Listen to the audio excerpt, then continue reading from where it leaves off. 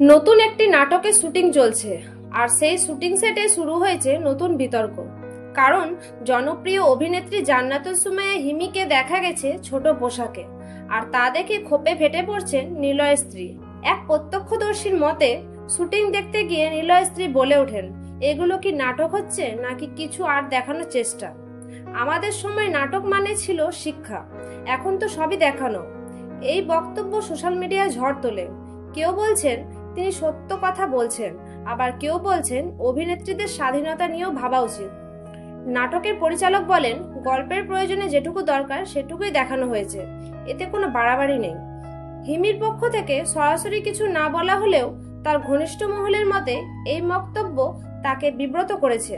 তবে তিনি কাজ চালিয়ে যাচ্ছেন পেশাদারিত্ব বজায় রেখে। শুটিং এখনো চলছে, কিন্তু বিতর্ক থামছে না।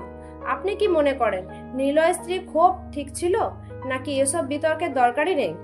আপনার কি মনে হয় অবশ্যই কমেন্টে জানাতে ভুলবেন না। ধন্যবাদ।